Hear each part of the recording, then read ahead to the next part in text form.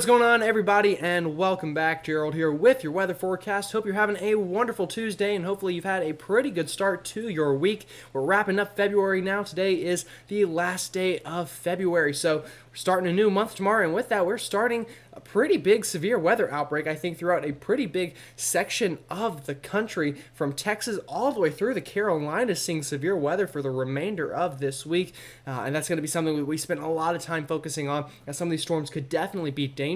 We even actually had a tornado warning yesterday here where I live in upstate South Carolina, which was pretty unexpected. There wasn't really any outlooked risk, but this time of the year, whenever you have such a moist springtime atmosphere in place and you get these storms to roll through, it doesn't take much to get some of them to start spinning, and that's what caused that tornado warning yesterday for those of you that saw that in South Carolina. And I think we're going to see a lot more of that over the next couple of days through a lot of the same places that have already seen that severe weather so far this year.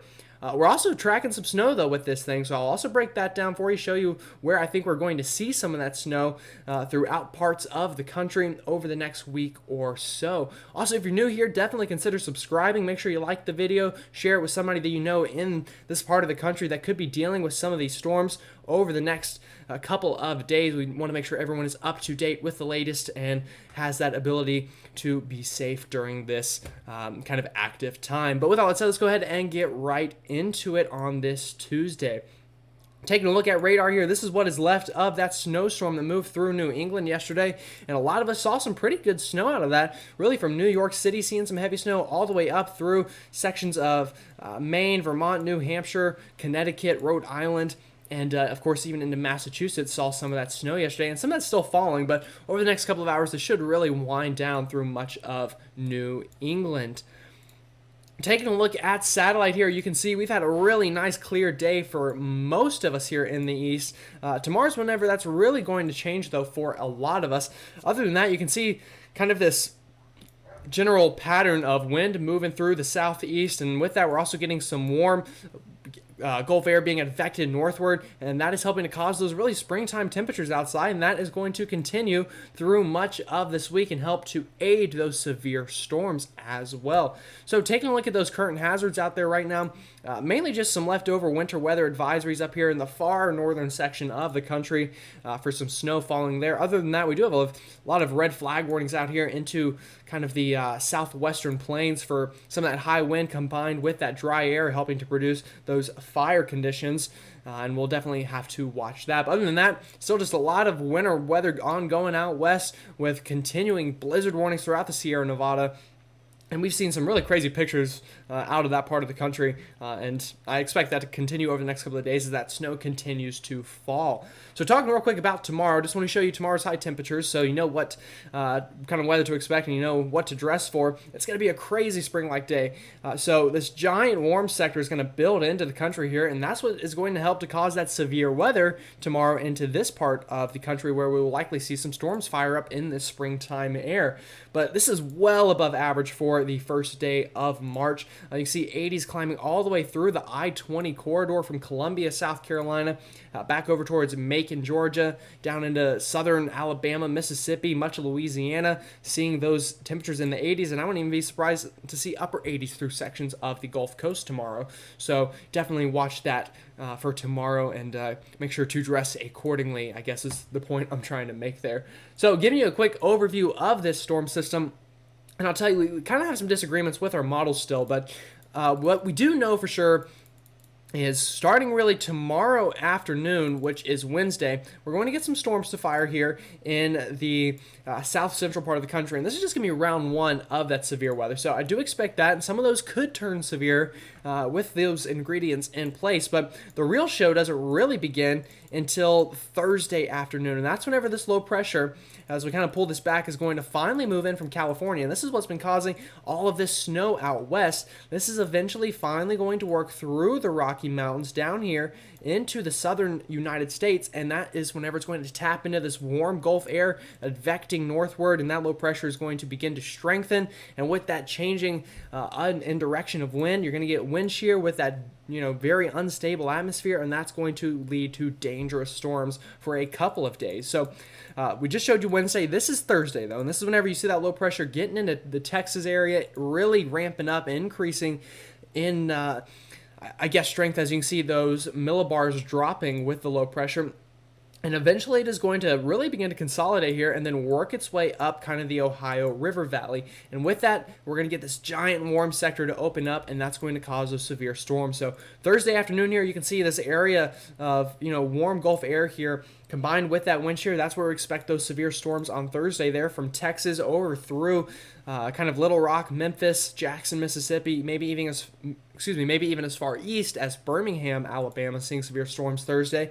Then as we get into Friday, I expect that threat to shift off towards the Carolinas and Georgia. So again, you can see with this strong wind and this warm Gulf air, you get this kind of spinning motion, and that causes those clouds to spin in the air, and that helps to, kind of bring that down to the ground, eventually leads to tornadoes forming. So that's the setup that we're watching. Also, what I want you to notice here going into Thursday night and Friday specifically, as this low pressure pulls northward, it's going to run into this Canadian air, and with that, even though it's March, it's still plenty cold enough for snow, so we're likely going to see some pretty heavy bands of snow here somewhere in the Midwest, and then I think even as this continues moving off up into the Great Lakes and even into sections of New England, seeing a pretty good snowstorm out of this. But I do want to just back this up a little. Going into Friday again, I think that severe weather threat shifts into the Carolinas. Around that time, we'll likely get some bands of snow back into the Midwest.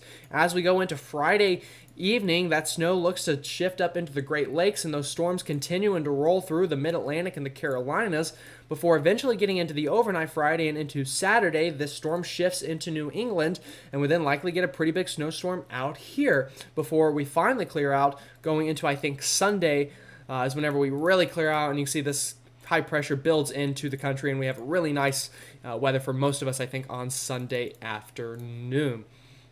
So showing you the severe weather threat a little more here. This is for tomorrow. So you can see we have this threat all the way from Dallas back towards even Knoxville, Tennessee, being at a marginal risk tomorrow for severe weather.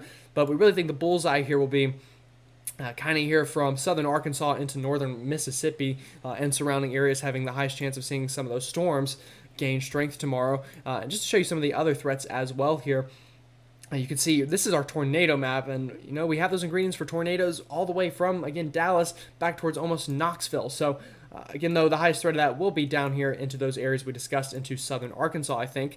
But I did just want to show you that tornado map for tomorrow because I hadn't pulled that up. But I think the real peak of this is going to be on Thursday. You can see we already have an enhanced risk here for a very large area. And generally, whenever the Storm Prediction Center issues such a large enhanced risk this far out, that means once we get towards day 1, day 2, they're likely going to bring in a moderate risk, which don't let the name moderate fool you, because this is the second highest risk that they can issue right under a high risk. So we're definitely going to watch that, but Thursday definitely looks to be the peak here from Dallas back over towards Shreveport, Jackson, Mississippi, Baton Rouge, Louisiana, Little Rock, Arkansas, and then even up towards the Memphis area being in that bullseye before then we get into Friday, and we have a big area here in the southeast and mid-Atlantic under the gun from Birmingham to Atlanta, Charlotte, North Carolina, Columbia, South Carolina, Charleston, South Carolina, Knoxville, Tennessee, Nashville, just to name a few cities there in that threat on Friday. And I really think Friday is going to be a very active day as well, much like Thursday.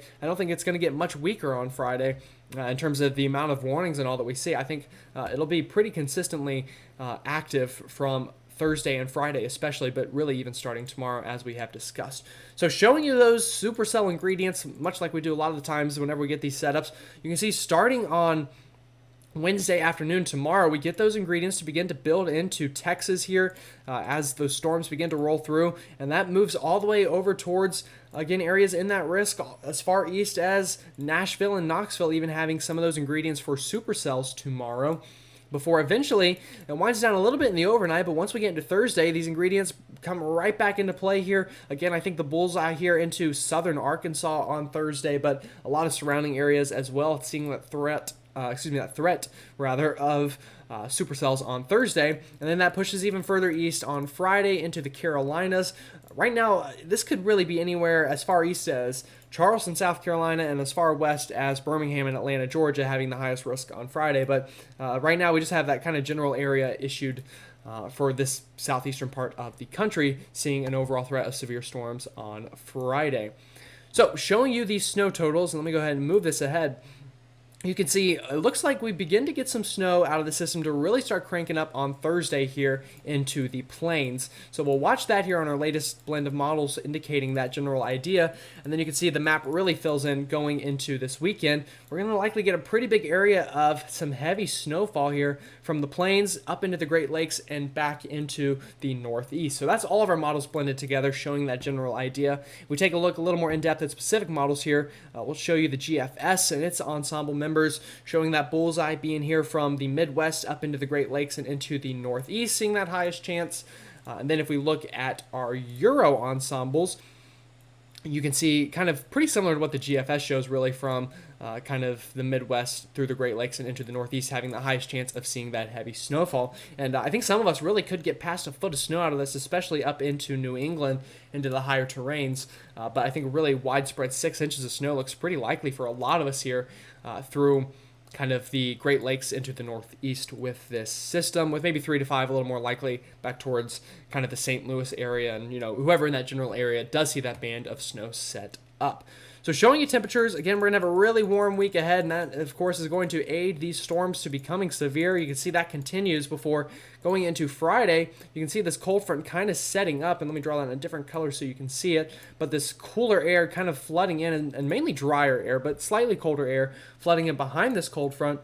Before going into this weekend, you can see we get more average early March temperatures, but definitely much drier, nicer weather on Sunday before going into next week. We look to start once again into kind of spring-like weather, but there have been kind of hints that going long range, we're going to get much colder. The models have been kind of bringing this into the general idea going into the second week of March, hinting at some colder weather and potentially even an active storm track. So stay tuned for that, but we got to get through this week before we start talking about 2 weeks from now. So, that's all I've really got for today. Again, make sure if you haven't already subscribed, consider doing so. And of course, like the video and share it with maybe some family members that you might want to kind of keep in the loop with this active weather this week. But with all that said, I hope you have a great rest of your Tuesday, and I will see you all tomorrow on Wednesday.